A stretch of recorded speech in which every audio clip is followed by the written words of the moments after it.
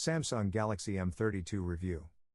The Galaxy M32 is the latest smartphone in the Galaxy M series, and it is priced starting under 15,000 rupees. Given how crucial the sub-Rs 15,000 segment is for smartphone makers, the Galaxy M32 naturally has a lot of competition to deal with. Samsung has mainly focused on the display and the battery with this new smartphone, as you can see from its 90Hz Super AMOLED display and a 6000 mAh battery.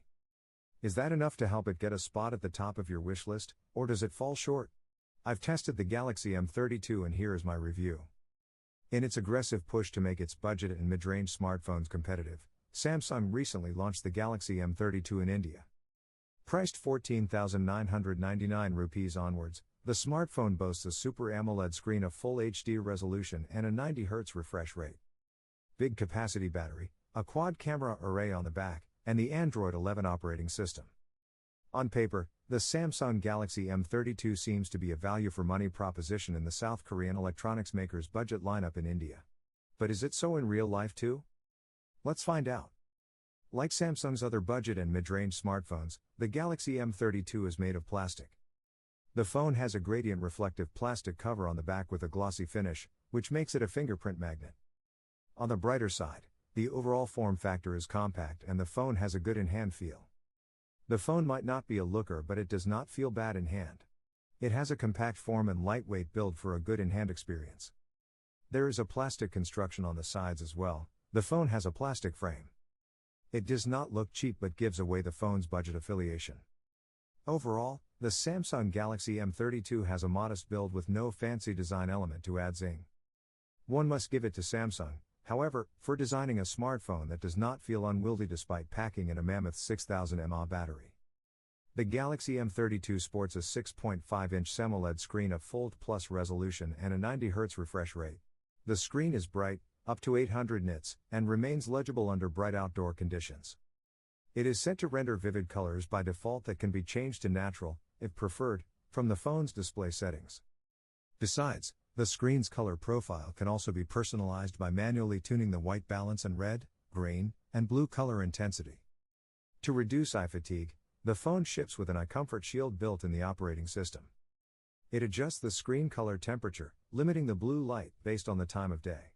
There is also an option to custom set the screen color temperature here. As for responsiveness, the screen is smooth and works fine in everyday use.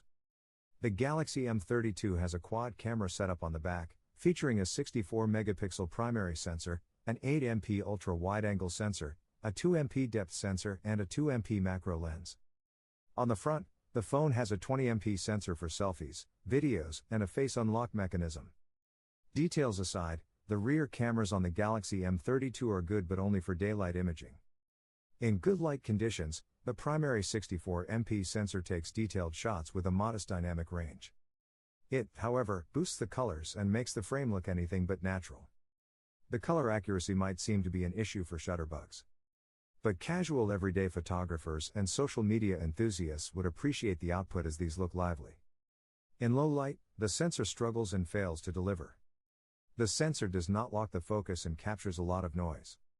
There is a visible distortion, and detailing like highlights and shadows also go for a toss.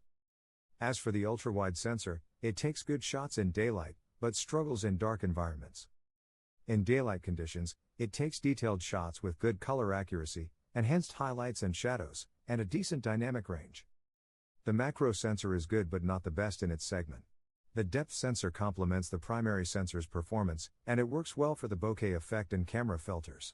As for the front camera, it is a capable one and supports a lot of software-based optimization, the portrait mode, night mode, etc. The camera on the Galaxy M32 is similar to what you get in other Samsung budget smartphones. It, however, omits Samsung's exclusive feature named the Single Take. Single Take is a feature that Samsung trickled down to its budget and mid-range smartphones from premium flagships. The lack of it in the Galaxy M32 does not dent the overall camera performance but takes away the familiar Samsung experience.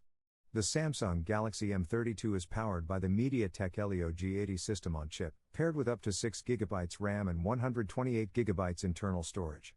The phone boots Android 11 operating system based on UI 3.1. The phone's performance is good for everyday use but pales in comparison to what most of its Chinese peers offer. The phone's gaming performance is modest and graphics-intensive gaming titles are best played in low and medium graphics settings.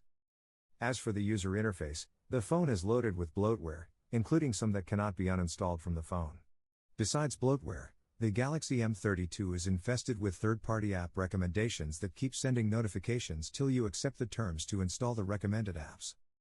Surprisingly, you cannot bypass this part of the setup as the notification keeps popping up until you have given the permission. Moreover, the setup compels you to download and install more junk in the smartphone in the name of recommended apps. There is a way to not do so, but it is not direct and can only be done if you have time and patience. The Galaxy M32 is powered by a 6000 mAh battery, which is good for a days on battery time with the screen set at 90 Hz. The phone ships with a 15 watts fast wired charger, which takes about 3 hours to replenish the battery fully. The Galaxy M32 is a value for money proposition in Samsung's budget smartphone lineup. It boasts a good AMOLED display of a 90 Hz refresh rate, 3.5mm audio out port for wired earphones, a decent camera system, and modest performance. The smartphone might not be the best one in the budget segment, but it is in the Samsung portfolio. That said, consider the Galaxy M32 if you are averse to Chinese brands. If not, there are options like the Realme 8 5G and Poco M3 Pro 5G which exceed the Galaxy M32 on almost all parameters. Hope you enjoyed the video. You guys can initiate a discussion in the comment box if you have any different opinions about the contents in this video. Be the first to start the debate in the box below. Purchase links related to the products in this video are kept in description. We will be grateful if you could please make your next purchase from that link, as this will help us to grow our channel. Good morning, good evening and good night, whichever part of the world you are from. Don't forget to subscribe to stay connected. I will assure you to make quality and interesting videos in future. This is Jason Peter, signing off.